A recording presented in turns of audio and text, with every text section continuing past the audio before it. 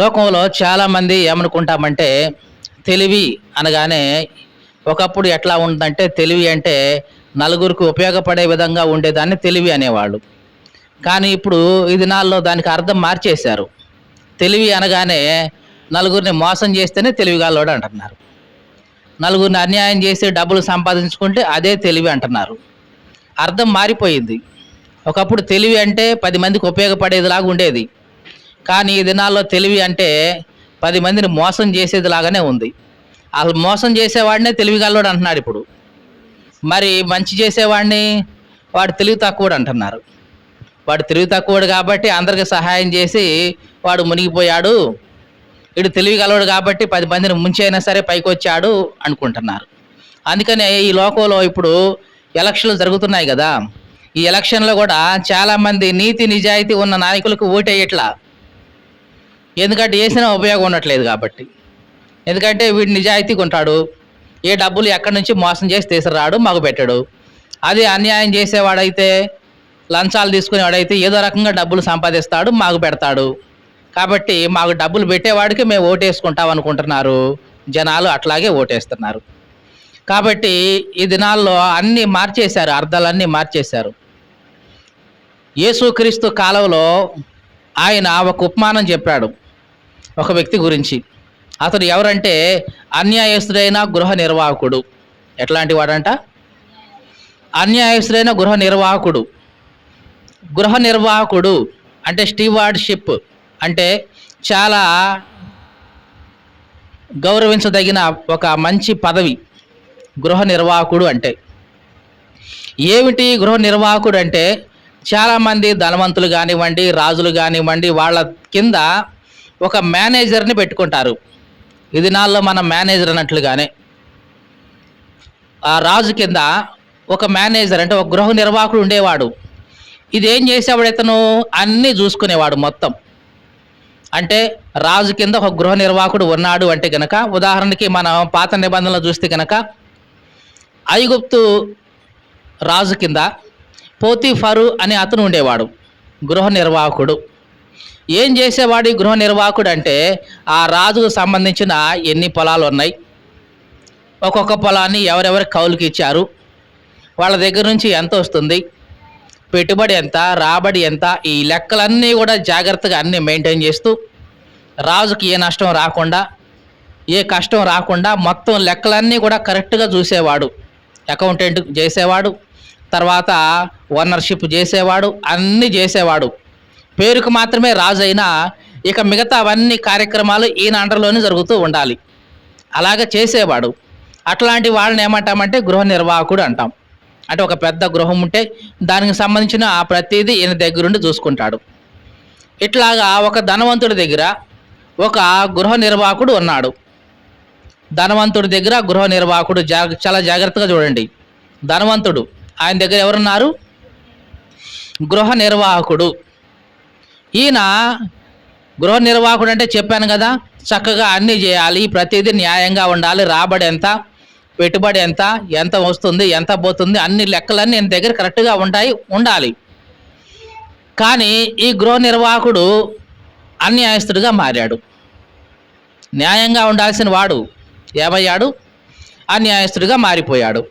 ఇలా మారిపోయిన తర్వాత మొత్తానికి వాళ్ళ ద్వారా వీళ్ళ ద్వారా మొత్తానికైతే ఆ ధనవంతుడికి తెలిసింది ఏంటి, వీడు నా కిందనే ఉండి నాకే ఎసరు పెడుతున్నాడని, నా డబ్బులే తింటున్నాడు, నాకే అన్యాయం చేస్తున్నాడన్న సంగతి ధనవంతుడికి అర్థమైంది.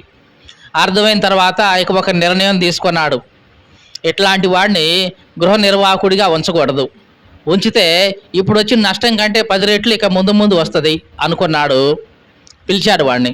అబ్బాయి, ఏంటి నీ సంగతి? నీ గురించి ఇట్లా వింటున్నా. ఇక నుంచి నువ్వు గృహ నిర్వాహకుడిగా ఉండటానికి వెళ్ళగాదు. నీ లెక్కలన్నీ క్లియర్ చేసి లెక్కలన్నీ నాకు అప్పచెప్పేసి ఇక నీ పనిలోంచి నువ్వు తప్పుకో అన్నాడు. మంచి మాటే కదా అన్నాడు. ఇక ఈ గృహ నిర్వాహకుడు ఆలోచించడం మొదలేశాడు. ఏంటి నా పరిస్థితి? చూద్దాం ఒకసారి ఆ సందర్భాన్ని బైబిల్లోని చదువుతాం. లూకాసు వార్త 16వ అధ్యాయం మొదటి నుంచి చదువుతున్నాం. మరియు ఆయన తన శిష్యులతో ఇట్లా అన్నాడు, ఒక ధనవంతుడి యొద్ద ఒక గృహ నిర్వాహకుడు ఉన్నాడు. వాడు అతని ఆస్తి పాడు చేస్తున్నాడని అతని దగ్గర ఒక నేరం మోపబడగా అతడు వారిని పిలిచి, నిన్ను గురించి నేను వింటున్న ఈ మాట ఏంటి? నీ గృహ నిర్వాహకత్వపు లెక్క అప్పగించుము. నీవు ఇక మీదట గృహ నిర్వాహకుడివై వల్ల కాదు అని వానితో చెప్పాను. చూడండి, ఉన్న విషయాన్ని క్లారిటీగా చెప్పాడు యజమాని. అబ్బాయి, నీ గురించి నేను ఇట్లా బ్యాడ్గా వింటున్నాను. ఇక నువ్వు ఈ పనిలో ఉండడానికి అనర్హుడివి, నీవు అన్ఫిట్ నువ్వు. కాబట్టి నీ లెక్క అప్పగించేసి నువ్వు చిన్నగా మోటా ముల్లె సర్దుకొని బయలుదేరాల్సిందే అన్నాడు. ఇక ఇన్ని సంవత్సరాల నుంచి ఇతను చేసిన పని ఏమిటి? గృహ నిర్వాహకుడే. ఏ కూలి చేసిన వాడు కాదు, ఏ కష్టం చేసిన వాడు కాదు, ఏం చేయటం ఇతనికి చేత కాదు. ఇతను తెలిసిందంతా గృహ నిర్వాహకతో పని చేయటమే. మరి అట్లాంటి పని మోసం చేశాడు. ఇప్పుడు మోసం చేస్తే ఈయన పనిలోంచి తీసేస్తాడు. ఇప్పుడు నా పరిస్థితి ఏంటి? ఈయన ఆలోచించుకోవటం మొదలేశాడు. ఏమనుకుంటున్నాడు చూద్దాం. ఆ గృహ నిర్వాహకుడు తనలో తాను ఇట్లా అనుకుంటున్నాడు. ఏమని? నా యజమానుడు ఈ గృహ నిర్వాహకత్వ పనిలో నుంచి తీసివేస్తాడు కాబట్టి మరి నేనేం చేయాలి? పోనీ తవ్వుతానా? అంటే గడ్డపరు వేసి పారేసి ఏమైనా కష్టపడి పని చేయగలిగే ఆ స్తోమత కానీ, ఆ సత్తా కానీ, ఆ అలవాటు కానీ నాకుందా అంటే లేదు. మరి భిక్షం ఎత్తుకునేదా? భిక్షం ఎత్తుకోవటమా? ఎట్లా ఎత్తుకుంటావు? ఇంతకాలం బ్రతికి బ్రతికి ఇప్పుడు పోయి భిక్షం ఎత్తుకోవడం అంటే అది నచ్చట్లేదు, సిగ్గు వస్తుంది. మరి ఏం చేయాలి అని ఇప్పుడు ఆలోచించుకుంటా ఉన్నాడు. చాలా జాగ్రత్తగా చూడండి. ఈ వ్యక్తి ఏమనుకుంటున్నాడు? నా యజమానుడు నన్ను ఈ పనిలోంచి తీసేస్తాడు కాబట్టి నేను కష్టపడలేను, నా వల్ల కాదు, నాకు అలవాటు లేని పని అది. పోనీ అడుక్కొని తిందామంటే అది నాకు మొహమాటం, సిగ్గు. ఇప్పుడు ఇంత బతికి ఇంటానికి చచ్చినట్లుగా నేను ఎంత గృహ నిర్వాహకత్వ పనిలో ఇప్పుడు దాకా మెయింటైన్ చేసి చివరికి నేను అడుక్కోవడం అంటే అది చాలా సిగ్గుగా ఉంటుంది నాకు, నా వల్ల కాదు. మరి ఏం చేయాలి నేను అని ఆలోచించుకోవటం మొదలేశాడు. అందుకని ఏం చేద్దాం అనుకున్నాడంటే, ఇప్పుడు దాకా చేశాను అన్యాయం, ఇంకా కొద్దిగా అన్యాయం చేస్తే నేను సెటిల్ అయిపోవచ్చు అనుకున్నాడు. ఏమనుకున్నాడు? ఇప్పుడు దాకా జరిగిన అన్యాయాలకు తోడు ఇంకా కొద్దిగా అన్యాయం జరిగించగలిగితే కనుక నేను సెటిల్ అయిపోవచ్చు అనుకొని తన యజమానుల్లో ఎవరెవరైతే యజమానుడికి అప్పు ఉన్నారో, బాకీ ఉన్నారో వాళ్ళందరినీ పిలిచాడు. ఒకళ్ళ తర్వాత ఒకళ్ళని పిలిచి అన్నాడు, అబ్బాయి ఎంత ఉన్నావు అప్పు మా యజమానుడికి నువ్వు అని అంటే వాడు అన్నాడు, ఎంత అనేది ఏముందండి, చదువుదాము ఒకసారి. 5వ వచనం, లూకాసు వార్త 16వ అధ్యాయం 5వ వచనం. తన యజమానుని రుణస్థులలో ఒక్కొక్కరిని పిలిపించి నీవు నా యజమానునికి ఎంత అచ్చి ఉన్నావు అని మొదటి వాడిని అడిగాను. అందుకు వాడు 100 మణుగుల నూనె అని చెప్పగా, చూడండి, ఒకరిని పిలిచాడు. ఏమని? అబ్బాయి ఎంత ఉన్నావు అప్పు నువ్వు అంటే, ఎంత ఉండేది ఏంటంటే నూనె నేను ఇవ్వాలండి, 1 2 కాదు 100 మణుగులు నూనె ఇవ్వాలండి అన్నాడు. మణుగు అంటే దాదాపుగా 20 కేజీలు మన భాషలో ఈ దినాల్లో. మరి 100 మణుగుల నూనె అప్పు ఉన్నాడు ఈత. అంటే 100 ఇంటూ 20 అంటే ఎంత చెప్పండి? ఎంత? 2000 కేజీల నూనె అప్పు ఉన్నాడు యజమానునికి. ఇతను ఏం చేశారంటే, అబ్బాయి నీ చీటీ ఉందిగా, అప్పు చీటీ ఉందిగా, ఏది ఇప్పుడైతే మనం ఏం చేస్తున్నాం, నోటు రాసుకుంటున్నాం. ఆ నోటు తెచ్చుకొని 50 మణుగులన్నీ రాసి పెట్టుకో, నేను వచ్చి సంతకం చేస్తా, అయిపోద్ది అన్నాడు. అదేంటి నువ్వు చెప్పింది చేయబాయ్ అన్నాడు. మొత్తానికైతే 100 మణుగులను కాస్త 50 మణుగుల నూనె అని రాశాడు. ఈయన సంతకం చేశాడు, ముద్ర వేశాడు. ఇంకో అతను పిలిచాడు, అబ్బాయి ఎంత ఉన్నావు నా యజమానుడికి నువ్వు అప్పు అని పిలిస్తే వాడు అన్నాడు తర్వాత వచనంలో, ఎంత వచ్చి ఉన్నావు అని అంటే 100 తూముల గోధుమలు అని చెప్పాను. ఇప్పుడంటే మనం సోలల్లో కేజీల్లో కొలుస్తున్నాం, ఆ రోజుల్లో తూముల్లో కొలిచేవాళ్ళు. అయ్యా 100 తూములు గోధుమలు నేను ఇవ్వాలండి మీ యజమానుడికి, అంత అప్పు ఉన్నానంటే, అవునా, నీవు కూడా నోటు తెచ్చుకొని 80 తూములను రాసుకో, నేను సంతకం పెడతా, ముద్రేస్తా. ఇట్లాగా ఒక్కొక్కడిని పిలిచాడు. వాళ్ళ అప్పంతా తగ్గించేసి తక్కువ రాసేసి సంతకం పెట్టేసి ముద్రేసి పంపించేశాడు. ఎందుకు ఇట్లా చేశాడు అంటే తెలివి. దీన్నే ఏమంటున్నామంటే బైబిల్ భాషలో యుక్తి. ఏమిటి యుక్తి అంటే, వీడికి నేను 100 ఉన్నాడు బాకీ, నేనేం చేశాను, 100 ఉన్నది కాస్త 50 మణుగులు చేసి సంతకం చేశాను. అంటే అతనికి ఎంత ఫేవర్గా చేశాను, 50 మన సగానికి సగం అప్పు తగ్గించేశా.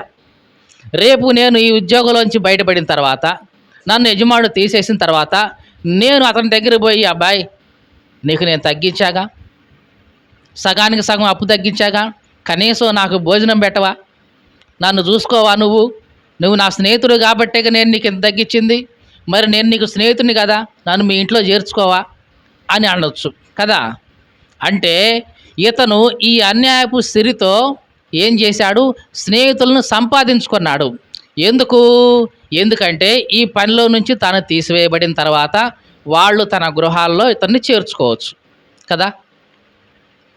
ఇది అతని యుక్తి. చేసిన అన్యాయం ఎట్లాగూ చేశాను, కానీ ఈ అన్యాయపు స్థితితో, ఈ అన్యాయాలతో స్నేహితులను సంపాదించుకుంటే, ఒకవేళ నేను ఈ పనిలోంచి తొలగిపోతే వీళ్ళు నన్ను ఇంట్లో చేర్చుకుంటారు, ఎందుకంటే నాకు ఒకప్పుడు మేలు చేశాడు కదా ఆయన, కాబట్టి చేర్చుకుంటారు అని యుక్తితో ఒక్కొక్కడిని పిలిచి వాళ్ళ అప్పులన్నీ తగ్గించేసి రాశాడు. యజమానుడికి అర్థమైంది ఇది కూడా. అర్థమైందా లేదా? అర్థమైంది ఇది కూడా. అరే మొత్తానికి నువ్వు తెలివిగలవాడివేలే, పో ఎట్టాకు ఉద్యోగం నుంచి పోతున్నావు కాక పో అని తీసేశాడు. చదువుదా ఆ మాట కూడా. 8వ వచనం, అన్యాయస్తుడైన ఆ గృహ నిర్వాహకుడు యుక్తిగా నడుచుకునేను అని వాని యజమానుడు వాడిని మెచ్చుకున్నాడు. చాలామంది అంటారు, ఇదేంటి మెచ్చుకోవటం ఏంటి, తప్పు చేశాడు కదా, అన్యాయం చేశాడు కదా, మెచ్చుకోవడం ఏంటి. ఇక్కడ మెచ్చుకుంది దేనికి, అతని యొక్క యుక్తినికి, అతని యొక్క తెలివికి. అంటే అన్యాయం చేసి స్నేహితులను సంపాదించుకున్నాడే, స్నేహితులను సంపాదించుకున్నందుకు మెచ్చుకున్నాడు. మీకు అర్థమైందా? చేసిన అన్యాయాన్ని బట్టి కాదు మెచ్చుకుంది ఈయన. చాలామంది అనుకుంటారు, ఇదేంటి అతను అన్యాయం చేశాడు కదా, 100 తూములు కాస్త 50 అని రాయించాడు, తక్కువ రాయించి సంతకం పెట్టాడు కదా, అని చేసింది అన్యాయం కదా, యజమానుడు ఏం చేయాలి, ఉరిశిక్ష విధించాలి, దానికి బదులుగా మెచ్చుకోవడం ఏంటి అనుకుంటున్నారు. మెచ్చుకోవడం అంటే చేసిన తప్పుని మెచ్చుకోవడం కాదు. వాడు ఆ తప్పు చేసి దాని ద్వారా ఏం చేశాడు, తర్వాత స్నేహితులను సంపాదించుకున్నాడు, మొత్తానికి తెలివిగలవాడు వేలే ఓ అని పంపించేశాడు యజమానుడు. ఆ యేసు ప్రభు ఇది మొత్తం కూడా చెప్తూ ఏమన్నాడంటే, ఇదిగో చూసారా, ఈ లోక సంబంధమైన వాళ్ళు అన్యాయం చేసి వాళ్ళు ఏం చేస్తున్నారు, స్నేహితులను సంపాదించుకుంటున్నారు. మరి వెలుగు సంబంధుల కంటే, అంటే భక్తి గల వాళ్ళకంటే ఈ లోక సంబంధంగా చూస్తే వీళ్ళే యుక్తి కలిగిన వాళ్ళు కనపడతా ఉన్నారు అని చెప్తున్నాడు. చౌదా ఆ మాట కూడా. వెలుగు సంబంధుల కంటే లోక సంబంధులు తమ తరమును బట్టి చూస్తే యుక్తి పరులై ఉన్నారు అని చెప్తున్నాడు. ఇంకా చదువుదాం. అన్యాయపు సిరి వలన మీకు స్నేహితులను సంపాదించుకోండి, ఇది చెప్తున్నాడు యేసు ప్రభు చెప్తున్న మాట ఇది. అతను అన్యాయం చేశాడు, కానీ దాని ఫలితంగా ఏం సంపాదించుకున్నాడు, స్నేహితులను సంపాదించుకున్నాడు. ఏంటి స్నేహితులను సంపాదించుకుంటూ వచ్చే మేలేంటి, ఇతను ఉద్యోగంలోంచి పోతే వాళ్ళు చేర్చుకుంటారు, వాళ్ళు పోషిస్తారు.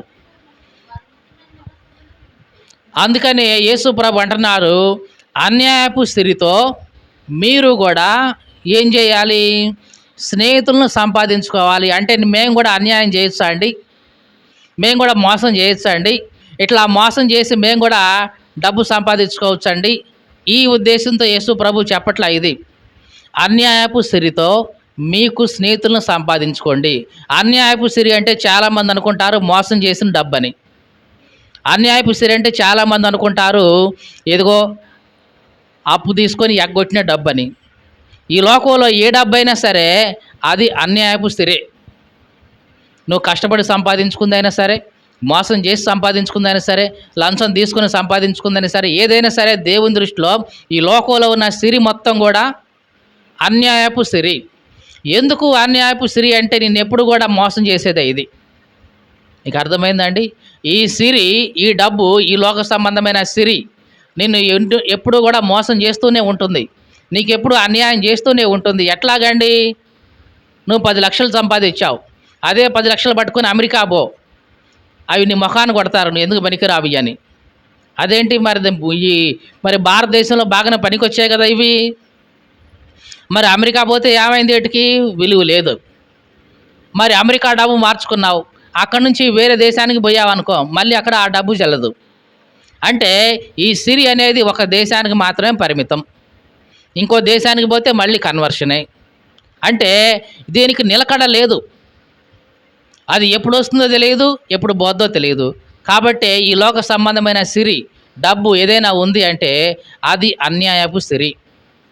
మరి ఎట్లాంటి డబ్బును ఉపయోగించుకొని, ఎట్లాంటి అన్యాయపు సిరి ఉపయోగించుకొని స్నేహితులను సంపాదించుకో. భూమి మీద కాదు, భూమి మీద ఉన్న స్నేహితులు మంచిదే, కానీ నువ్వు సంపాదించుకునే స్నేహితులు పరలోకంలో ఉండాలి. ఎందుకంటే నువ్వు చనిపోయిన తర్వాత ఈ స్నేహితులు నిన్ను పరలోకంలోకి ఆహ్వానిస్తారు. రా స్నేహితుడా, ఇదిగో నీవే మమ్మల్ని సంపాదించావు అని చెప్తారు. దేవునికి స్తోత్రం కలుగునుగాక. హల్లెలూయా. కాబట్టి ఈ లోక సంబంధమైన సిరి ఏదైనా సరే అది అన్యాయపు సిరినే. కాబట్టి ఈ అన్యాయపు సిరి విషయంలో మనం నమ్మకంగా ఉండాలి అని యేసు ప్రభు చెప్తున్నాడు. ఏ సిరి విషయంలో? అన్యాయపు సిరి విషయంలో నువ్వేం చేయాలి? నమ్మకంగా ఉండాలి. అన్యాయపు సిరి అనగానే మళ్ళీ చెప్తున్నాను, ఈ లోకంలో ఉన్న ప్రతి డబ్బు, అది ప్రతిది ఏదైనా సరే అది అన్యాయపు సిరినే. దాన్ని నువ్వు ఎట్లా ఉండాలి? దాని విషయంలో, అన్యాయపు సిరి విషయంలో ఎట్లా ఉండాలి? నమ్మకంగా ఉండాలి. అంటే ఒక మాటలో, మన మాటలో చెప్పాలంటే డబ్బు విషయంలో, ఈ లోక సంబంధమైన డబ్బు విషయంలో ఎట్లా ఉండాలి? నమ్మకంగా ఉండాలి. చాలాసార్లు మనుషులు యొక్క నమ్మకం అంతా కూడా ఇక్కడే పోతూ ఉంటుంది. చాలాసార్లు కొంతమంది అప్పు తీసుకుంటాం, రేపే ఇస్తానండి అంటాం, మళ్ళీ దాని జోలే ఎత్తాం. మా దగ్గర ఒక స్నేహితుడు ఉండేవాడు, ఆయన ఒకసారి నన్ను అడిగాడు, 2000 కావాలంటే తప్పనిసరిగా చాలామందిని అడిగాను, ఎవరి వల్ల దొరకలేదు, అర్జెంటుగా నాకు 2000 కావాలంటే నేను ఫోన్ చేశాడు, సరేలే అని ఇచ్చేసాం. 2 సంవత్సరాలు అయినా సరే మళ్ళీ ఇవ్వలేదు. ఎన్ని సంవత్సరాలకి? 2000 తీసుకున్న అయినా అది ఇవ్వడానికి ఎన్ని సంవత్సరాలు పట్టింది? ఆయనకి 2 సంవత్సరాలు పట్టింది. పోనీ ఆయన ఏమైనా కూలి పని చేసుకునేవాడా అంటే కాదు, మళ్ళీ చక్కగా ఉద్యోగం చేసేవాడు, ఒక కాలేజీలో లెక్చరర్గా చేసేవాడు. అయినా సరే ఆ 2000 ఇవ్వడానికి ఆయనకి 2 సంవత్సరాలు పట్టింది. చాలాసార్లు ఇట్లాగే ఉంటాం. ఇలా ఉన్నప్పుడు ఏంటంటే రెండోసారి ఇవ్వడానికి ఆ ఇచ్చేవాడికి మనసు రాదు. ఎందుకంటే మొదటిసారి ఇచ్చాం, ఇదిగో వారంలో ఇస్తా అన్నాడు, ఇవ్వలేదు. 4 వారాలు అయింది, ఇవ్వలేదు. రెండోసారి ఉన్నా సరే ఇవ్వడానికి మనసు రాదు కదా. కాబట్టి అందుకనే యేసుప్రభు అంటున్నాడు, అన్యాయపు సిరి విషయంలో మీరు జాగ్రత్తగా ఉండండి. నీ మాట అవునంటే అవును, కాదంటే కాదు అని ఉండాలి. ఒకవేళ ఇదిగో పలానా రోజుకి ఇస్తా అండి అని చెప్పావు, తప్పనిసరిగా ఇచ్చేలాగా నువ్వు చూసుకోవాలి. ఇవ్వలేకపోయావు, తప్పనిసరిగా అతనికి ఎదురుపడి, ఇదిగో నేను పలానా టైంకి మీకు ఇస్తా అని చెప్పాను, ఇదిగో నా పరిస్థితి ఇట్లా ఉంది, నేను ఇవ్వలేకపోతున్నాను, ఇదిగో ఈ టైంకి ఇస్తా అని అతని దగ్గర మళ్ళీ మాట తీసుకోవాలి. నీకు అర్థమైందా చెప్పిన మాట? కానీ చాలామంది ఎట్లుంటుందంటే ఇస్తా అన్న టైంకి ఇవ్వరు, మరి ఫోన్ చేస్తే రెస్పాండ్ ఇవ్వరు, ముఖాన్ని ఎదురు పడితే మళ్ళీ ఎక్కడ అడుగుతాడేమో అని చెప్పేసి మొత్తం చుట్టూ తిరిగిపోతూ ఉంటారు. ఇట్లాంటి వాళ్ళని చూసినప్పుడు అనవసరంగా నేను ఇతనికి ఇచ్చాను, రెండోసారి బుద్ధి ఉంటే, ఏముంటే రెండోసారి బుద్ధి ఉంటే మళ్ళీ ఇతనికి పైసా కూడా జారకూడదని ఆ వ్యక్తి డిసైడ్ చేసుకుంటాడు. దేవునికి స్తోత్రం కలుగునుగాక. హల్లెలూయా. కాబట్టి యేసుక్రీస్తు అంటున్నాడు, అన్యాయపు సిరి విషయంలో మీకు స్నేహితులను సంపాదించుకోండి. అంటే ఈ లోక సంబంధమైన అన్యాయపు సిరి ఉపయోగించి నువ్వేం చేయాలి? పరలోకంలో స్నేహితులను సంపాదించుకోవాలి. దేవునికి స్తోత్రం కలుగునుగాక. హల్లెలూయా. జాగ్రత్తగా వినండి. యేసుక్రీస్తు లోక సంబంధమైన ఈ సిరిని గురించి మాట్లాడుతూ 33.5 సంవత్సరాల్లో, యేసుక్రీస్తు ఈ భూమి మీద జీవించిన 33.5 సంవత్సరాల్లో, బోధించిన ఆ 33.5 సంవత్సరాల్లో దాదాపుగా 30%, ఎంత శాతం? ఆయన టీచింగ్స్లో, ఆయన బోధనలో 30% యేసు ప్రభు ఈ డబ్బు గురించే ప్రస్తావించాడు. 30% డబ్బు గురించి అంటే డబ్బులు ఇవ్వమని అండి యేసు ప్రభు చెప్పింది? కాదు. డబ్బు నీకు ఎంత అన్యాయం చేస్తుంది, అన్యాయపు సిరి నీకు ఎంత అన్యాయం చేస్తుంది, ఇదిగో దీని విషయంలో నువ్వు ఎట్లా ఉండాలి, ఇవన్నీ కూడా యేసు ప్రభు ఘంటాపదంగా చెప్పాడు. చాలామంది శాస్త్రులు, పరిసయ్యులు ఈ డబ్బు గురించి పేరాశ కనిపిస్తూ ఉంటే యేసు ప్రభు దాన్ని గట్టిగా గద్దించి చెప్పాడు, అబ్బాయి ఇదిగో ఈ సిరి విషయంలో మీరు నమ్మకంగా లేకపోతే సత్యమైన ధనం అనేది ఒకటి ఉంది పరలోకం. ఏమిటది? సత్యమైన ధనం అనేది ఒకటి ఉంది పరలోకం. ఆ సత్యమైన ధనాన్ని ఎవడిస్తాడు మీకు? ఆ సత్యమైన ధనం పరలోకం నీకు కావాలి, నీకు చెందాలి అనుకుంటే ఈ అన్యాయపు సిరి విషయంలో నువ్వెట్లా ఉండాలి? నమ్మకంగా ఉండాలి. దేవునికి స్తోత్రం కలుగును గాక. హల్లెలూయా. ఈ మాటలు వింటున్న నా ప్రియ సహోదరి సహోదరుడా, మరి నీ విషయంలో నా విషయంలో ఒకసారి ఆలోచించుకుందాం. అన్యాయపు సిరి విషయంలో నమ్మకంగా ఉంటున్నావా? నీ నోట్లోంచి ఒక మాట వచ్చిందంటే దానికి కట్టుబడి ఉండాలి. ఇదిగో పలానా రోజు ఇస్తాను అని చెప్పావంటే తప్పనిసరిగా ఇచ్చేలాగా చూసుకోవాలి. అలా లేనప్పుడు వెళ్ళి సంజాయిషి తీసుకోవాలి. ఇదిగో ఇస్తా అనుకున్నాను కానీ ఇవ్వలేకపోతున్నాను, పరిస్థితి ఇది అని అతని దగ్గర నుంచి మళ్ళా సరే ఓకే అనిపించుకోవాలి. అలా కాకుండా దాన్ని పోస్ట్‌పోన్ చేస్తూ వచ్చావంటే చివరికి ఆ విషయంలో నువ్వేం చేస్తున్నావు? అన్యాయస్తుడివి అయిపోతున్నావు అన్నమాట. దేవుని వాక్యంలో ఒక చోట ఏముందంటే సామెతల గ్రంథం చదువుదాం ఒకసారి. 28వ వచనం చదువుదాం. సామెతల గ్రంథం 3వ అధ్యాయం 28వ వచనం. ద్రవ్యము నీ వద్ద ఉండగా రేపు ఇస్తాను పొయ్యిరా అని చెప్పి నీ పొరుగు వాడితో చెప్పొద్దు. ఏమంటున్నాడు? ద్రవ్యము అంటే డబ్బు. ద్రవ్యం అంటే ఏంటి? డబ్బు. డబ్బు నీ దగ్గర ఉంది, నువ్వు ఇవ్వాలి అప్పులోడికి. కానీ నువ్వేమంటున్నావు? రేపు ఇస్తానులే పోయిరా అంటున్నావు. చాలామందికి మనసు అప్పదు. డబ్బులు చేతిలో ఉంటాయి కానీ వచ్చిన వాడికి ఇవ్వడానికి మాత్రం మనసు అప్పదు. ఇస్తాలే అడు పోయిరా, రేపు ఇస్తాలే అడు పోయిరా, వచ్చే వారం ఇస్తాలే, వచ్చే నెలలో ఇస్తాలే, ఇట్లాగా పోస్ట్‌పోన్ చేస్తూ ఉంటావు. దేవుడు అదే గద్దిస్తా ఉన్నాడు. ద్రవ్యం నీ దగ్గర ఉంటే, డబ్బులు నీ దగ్గర ఉంటే ఇస్తాను పోయిరా అని అంటావు ఎందుకు? అది నువ్వు ఇవ్వాల్సిందేగా, ఈరోజు కాకపోయినా రేపైనా. మరి అదేదో ఈరోజే ఇస్తే పోద్ది కదా. ఇస్తాను పోయిరా, రేపిస్తా పోయిరా అని మాట ఎందుకు? చాలాసార్లు మనం ఈ లోక సంబంధమైన ఈ డబ్బు విషయంలో ఇలాగే అన్యాయంగా ఉంటాం. అలా ఉండడం వల్ల ఏమవుద్దంటే మనుషుల మీద నమ్మకాన్ని కోల్పోతూ ఉంటాం. మనుషులు మనల్ని నమ్మరు. ఎందుకంటే డబ్బు విషయంలో వీడు ఇట్లా ఉన్నాడు అంటే మిగతా విషయాలు కూడా ఇంతే అన్నమాట. చాలాసార్లు ఇట్లాగే చూస్తుంది మనం. డబ్బు విషయంలో తీసుకునేటప్పుడు ఉన్న ఉత్సాహం, తీసుకునేటప్పుడు ఉన్న ఆతృత, తీసుకునేటప్పుడు ఉన్న ఆ ముందు చూపు ఇచ్చేటప్పుడు మాత్రం కనపడదు.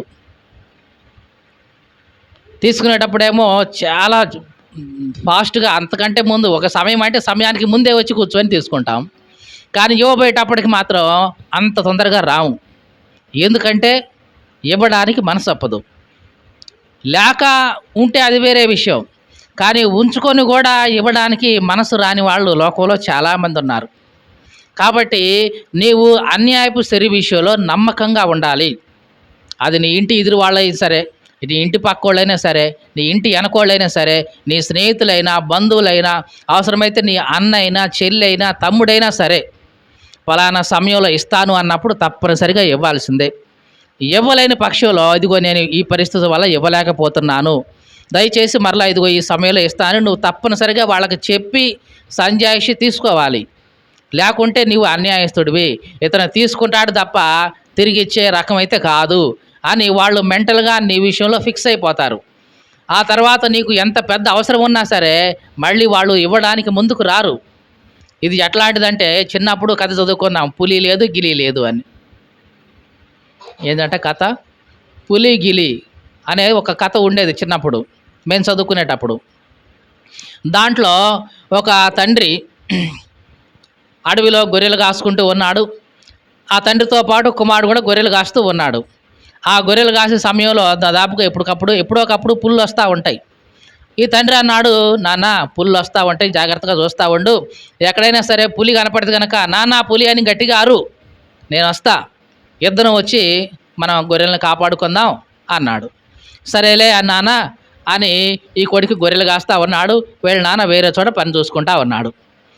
ఇక ఈ కొడుకు పులి రాకముందే నాన్న పులి అని గట్టిగా అరిచాడు. తండ్రి ఏమనుకుంటాడు, నిజంగానే పులి వచ్చేసింది, కొడుకు అట్లా అరిచాడంటే గబగబా వచ్చేసాడు. ఎదురా ఎక్కడరా పులి అంటే వాడు అన్నాడు, పులి లేదు గిలి లేదు, ఊరికే అరిచాను. నువ్వు వస్తావో లేదో అని ఊరికే అరిసా, పులి లేదు గిలి లేదు అన్నాడు. మళ్ళీ సరేలే అని వెళ్ళిపోయాడు. మళ్ళీ రెండోసారి కూడా గట్టిగా కేకేసి నానా పులి అన్నాడు.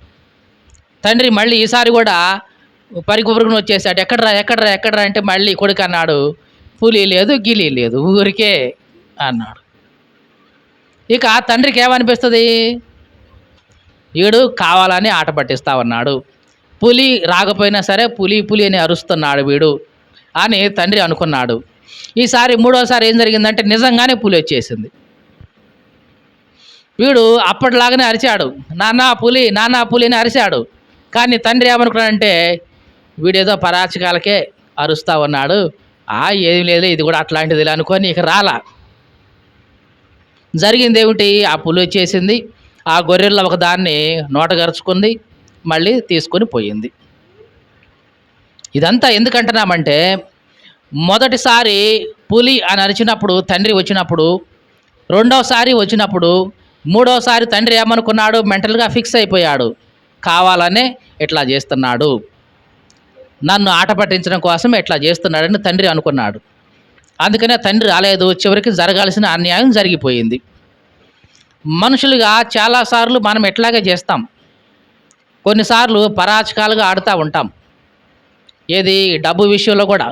ఇదంతా ఎందుకు చెప్తున్నామంటే యేసుక్రీస్తు చెప్పిన మాట, అన్యాయపు సిరి విషయంలో మీరు స్నేహితులను సంపాదించుకోండి అంటే, అన్యాయపు సిరి విషయంలో మీరు ఎట్లా ఉండాలి, నమ్మకంగా ఉండాలి, నమ్మకంగా ఉండాలి. మళ్ళీ చెప్తున్నాను, ఈ మాటలు వింటున్న ప్రియ సహోదరి సహోదరుడా, నీవెవరివైనా సరే డబ్బు విషయంలో నమ్మకంగా ఉండాలి. తీసుకున్నప్పుడు ఎంత జాగ్రత్తగా తీసుకున్నావో ఇచ్చేటప్పుడు కూడా అంతే జాగ్రత్తగా ఇవ్వాలి. ఈ మధ్య మనం స్పందన లోన్లని, బంధన బ్యాంకులని, ఆ లోన్లు ఈ లోన్లు అన్నీ తీసుకుంటున్నాం. తీసుకునేటప్పుడు ఉన్న ఉత్సాహం కట్టేటప్పుడు కొన్నిసార్లు మనకు ఉండదు, పరిస్థితుల ప్రాబ్లం ఎట్లయినా ఉండొచ్చు. అయినా సరే వాడు ఊరుకుంటారా, ఊరుకోడు, ముక్కు పిండి మరి వసూలు చేస్తాడు. మరి అదే బయట వాళ్ళైతే ఇస్తావులేండి, యాడికి పోతాం, ఊరు వదిలిపెట్టి పోతావా ఏంది, దేశం వదిలిపెట్టి పోతావా ఏంది, ఎదురుగానే ఉంటే ఇంకా యాడికి పోతాం అని ఇన్ని రకాలుగా చెప్తూ ఉంటాం. మరి వాళ్ళకైతే మనం అట్లా చెప్పడానికి ఏం లేదు, నువ్వు కట్టాల్సిందే అని 10 మందిని నిలబెట్టి మరీ పరువు తీస్తారు. ఇదంతా అందుకంటే యేసు ప్రభువు చెప్తున్నాడు, అన్యాయపు సిరి విషయంలో మీరు నమ్మకంగా ఉండాలి. ఈ లోక సంబంధమైన సిరి మొత్తం అన్యాయపు సిరినే. ఈ విషయంలో, దేని విషయంలో మీరు నమ్మకంగా ఉంటే సత్యమైన ధనం అంటే పరలోకం దేవుడు మీకు ఇస్తాడు. మీకు అర్థమైందా యేసు ప్రభు మాట్లాడిన లింకు? ఈ లోక సంబంధమైన సిరి విషయంలో నువ్వు కరెక్ట్గా అన్యాయం లేకుండా నమ్మకంగా ఉంటే సత్యమైన ధనం అంటే పరలోకం దేవుడు నీకు ఇస్తాడు. అంటే నువ్వు యథార్థంగా ఉంటే గనక అన్ని విషయాల్లో. అందుకనే యేసు ప్రభు ఇక్కడ అంటున్న మాట చదువుదాం ఒకసారి. లూకాసు వార్త 16వ అధ్యాయం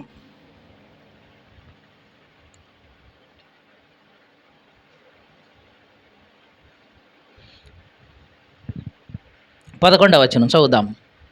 లూకాసు వార్త 16వ అధ్యాయం 11వ వచనం. కాబట్టి మీరు అన్యాయపు సిరి విషయంలో నమ్మకంగా ఉండని ఎడల సత్యమైన ధనము ఎవరు మీ వశము చేయును? మీరు పరుల సొమ్ము విషయంలో నమ్మకంగా ఉండకపోతే మీ సొంతమైనది ఎవడు మీకు ఇస్తాడు? పరుల సొమ్ము విషయంలో ఎట్లా ఉండాలంట? నమ్మకంగా ఉండాలి. అలా నమ్మకంగా ఉంటే సత్యమైనది దేవుడు మనకిస్తాడు, మన సొంతమైనది దేవుడు మనకిస్తాడు. కాబట్టి ప్రతి చిన్న విషయంలో కూడా మనం నమ్మకంగా ఉండాలి. మనం ఇప్పటి వరకు చదువుకున్నటువంటి అన్యాయస్తులైన ఈ గృహ నిర్వాహకుడి విషయంలో జరిగింది ఇదే. ఇతడు అన్యాయపు సిరి ఉపయోగించాడు. ఎవరిని సంపాదించుకున్నాడు? స్నేహితులను సంపాదించుకున్నాడు. నీవు నేను కూడా ఈ అన్యాయపు సిరి ఉపయోగించి ఏం చేయాలి? స్నేహితులను సంపాదించుకోవాలి. అంటే ఇచ్చి పుచ్చుకునేటప్పుడు కానివ్వండి, తీసుకొని మరలా ఇచ్చేటప్పుడు కానివ్వండి, దాన్ని ఖర్చు పెట్టి కానివ్వండి, మొత్తానికైతే నువ్వు స్నేహితులను సంపాదించుకోవాలి. ఇక్కడ ఆ స్నేహితులు అంటే 2 రకాలు. ఈ లోక సంబంధమైన స్నేహితులు, పర సంబంధమైన స్నేహితులు. ఈ లోక సంబంధమైన స్నేహితులు నువ్వు ఎట్లా సంపాదించుకుంటావు? రారా మందు పోపిస్తుందా, రారా అది చేపిస్తుందా అని వాడిని నీకు ఏదో ఒకటి చేసి వాడిని స్నేహితులుగా సంపాదించుకుంటావు. కానీ పరలోక సంబంధమైన స్నేహితులంటే ఇదిగో నీవు నీ డబ్బు ఖర్చు పెట్టి కానీ ఎవరికైతే వాక్యాన్ని వినిపిస్తా ఉన్నావో వాళ్ళు మారు మనసు పొందినప్పుడు పరలోకంలో ఉంటారు. మీకు అర్థమైందా? చాలాసార్లు మనం సువార్త మీటింగ్లు కానీ దేవుని పరిచర్యలు కానీ డబ్బు ఖర్చు పెడుతూ ఉంటాం. పరిచర్యకు కానివ్వండి, సువార్త మీటింగులు కానివ్వండి, ఆ దేవుని పరిచర్యలో కానివ్వండి డబ్బులు ఖర్చు పెడుతుంటాం. ఈ ఖర్చు పెట్టిన డబ్బుల ద్వారా ఏం జరుగుతుంది? సువార్త అందరికీ వినిపింపబడుతూ ఉంది. సువార్త అందరికీ చేరుతూ ఉంది. ఆ సువార్త విన్న వాళ్ళు రక్షించబడతారు. ఆ రక్షించబడిన వాళ్ళు పరలోకంలో నిన్ను ఆహ్వానిస్తారు. వాళ్ళు పరలోకం వెళ్ళిన తర్వాత అన్ని విషయాలు వాళ్ళకి అర్థమవుతాయి. ఇదిగో నాకు వాక్యాన్ని వినిపించింది ఎవరు? ఫలానా వ్యక్తి. ఇదిగో దానికి ఖర్చు పెట్టుకుంది ఎవరు? ఫలానా వ్యక్తి. ఇదిగో ఈ వ్యక్తి ఈ ఖర్చు పెట్టుకోవడం వల్లనే, ఈ వ్యక్తి ఈ రూపాయి ఇక్కడ ఖర్చు పెట్టడం వల్లనే నాకు సువార్త వినబడింది. నాకు సువార్త వినబడటం వల్లనే నేను రక్షించబడ్డాను. కాబట్టి ఓవరాల్గా నేను రక్షించబడటానికి కారణం ఎవరు? ఇదిగో ఖర్చు పెట్టిన ఈ వ్యక్తే. స్నేహితుడా, నీవే నా స్నేహితుడివి. నీవు ఆ రోజు ఇదిగో ఈ రూపాయి ఈ పరిచర్య కోసం ఖర్చు పెట్టావు కాబట్టి ఇదిగో నేను రక్షణ పొందగలిగాను. ఒకవేళ నువ్వు అప్పుడు ఆ సహాయం చేయకపోయి ఉంటే, నీ రూపాయి ఆ దినం నువ్వు ఖర్చు పెట్టకపోయి ఉంటే ఇదిగో నేను దేవుని వాక్యం వినగలిగేవాడిని కాదు, ఇప్పుడు పరలోకానికి వచ్చేవాడిని కాదు. ఇదిగో నీవే నా స్నేహితుడివి, రా నాయనా, ఇదిగో దా నా గృహంలో ఉంది కానిరా అని నిన్ను వాళ్ళు ఆహ్వానిస్తారు. అందుకే యేసుప్రభు అంటున్నాడు, అన్యాయపు సిరి విషయంలో మీకు స్నేహితులను సంపాదించుకోండి. ఎందుకంటే ఈ సిరి మిమ్మల్ని వదిలిపోద్ది, ఈరోజు కాకపోయినా రేపైనా.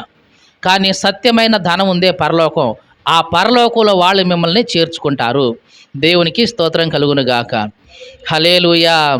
కాబట్టి మళ్ళీ చెప్తున్నాను, ఈ మాటలు వింటున్న ప్రియ సహోదరి సహోదరుడా, ఈ లోక సంబంధమైన సిరి అన్యాయపు సిరి. అది ఎప్పుడు వస్తుందో తెలియదు, నీ దగ్గరికి ఎప్పుడు పోతుందో కూడా నీకు తెలియదు. లోకంలో ఒక పద్యం ఉంది సుమతి శతకంలో దీని గురించి. ఏమిటంటే, సిరి తాను వచ్చును సలలితముగా నారికేళ్ల సలిలము భంగిన్, సిరి తా పోయినా పోవును కరిమ్రింగిని వెలగపండు కరణిని సుమతిన్ అని. ఏంటండి ఇదేదో మెలకలుగా ఉంది, మాకేం అర్థం కావట్లేదు అనుకున్నారు. ఇక్కడ ఏం చెప్తున్నారంటే ఈయన, సిరి తాను వస్తుంది. ఎట్లా వస్తుంది? సలిలము నారికేళము.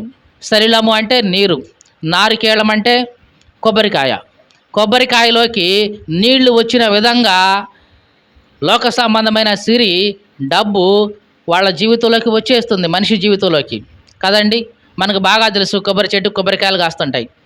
మరి దాన్ని కొడితే ఏముంటాయి లోపల చెప్పండి? కొబ్బరికాయలో ఏముంటాయండి? కొబ్బరి ఉంటుంది, దాని లోపల నీళ్లు ఉంటాయి. మరి ఆ కొబ్బరి లోపల నీళ్ళు ఎవరు పోసారు? ఎట్లా వచ్చినాయి ఆ నీళ్ళు?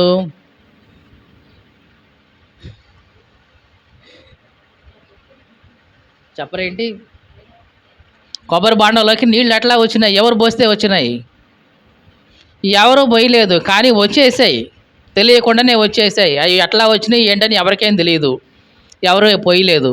అట్లాగా సిరి అనేది, లోకంలో ఉన్న సంపద అనేది మనిషి జీవితంలోకి అలాగ ప్రవేశిస్తుంది తెలియకుండానే. మరి సిరి ఎట్లా పోద్దంట?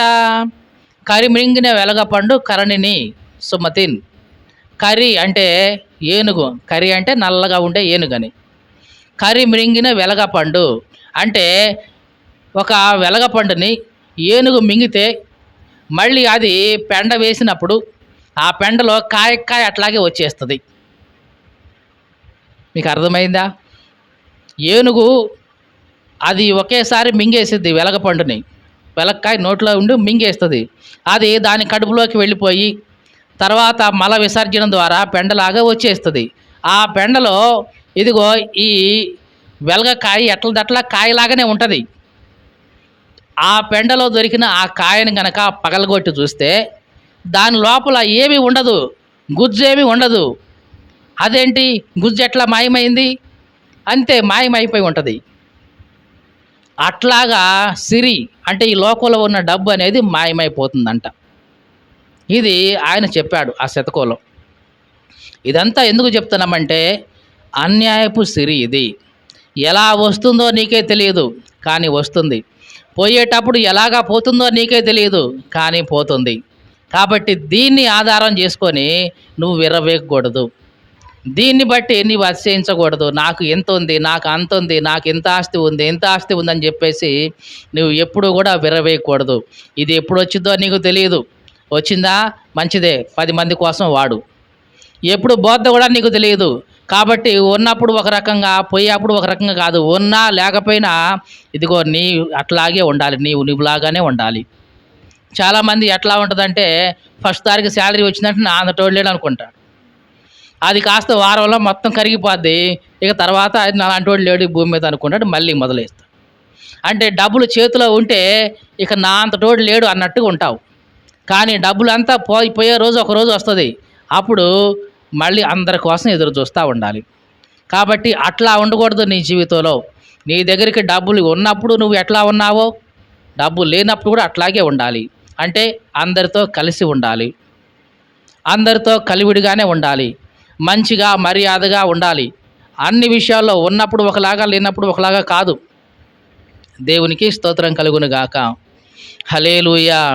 యేసు ప్రభు ఈ అన్యాయపు స్త్రీ విషయంలో పదే పదే చెప్తూనే వచ్చాడు, జాగ్రత్త, జాగ్రత్త, జాగ్రత్త. ఈ ధనాపేక్ష అనేది సమస్తమైన కీడ్లకు మూలం. ఏమిటంట? ధనాపేక్ష సమస్త కీడ్లకు మూలం. కొందరు దీన్ని ఆశించే ఇదిగో తొలగిపోయారు అని పౌలు చెప్పాడు తిమోతికి. తిమోతి జాగ్రత్తగా ఉండు, ధనాపేక్షకు లోను పామాకు. చాలామంది డబ్బును ఆశించి ధనాపేక్ష లోనైపోయి వాళ్ళ విశ్వాసాన్ని పోగొట్టుకున్నారు. విశ్వాసంలో భ్రష్టులు అయిపోయారు, దేవునికి దూరం అయిపోయారు. ఇదిగో దీని విషయంలో జాగ్రత్తగా ఉండు అని పౌలు కూడా హెచ్చరించాడు. ఈ మాటలు వింటే నా ప్రియ సహోదరి సహోదరుడా, మరి నువ్వెట్లా ఉన్నావు? ఈ లోక సంబంధం డబ్బు అవసరమే, సంపాదించుకోవడం అవసరమే, కానీ అదే పరమార్థం అనుకో మాకు.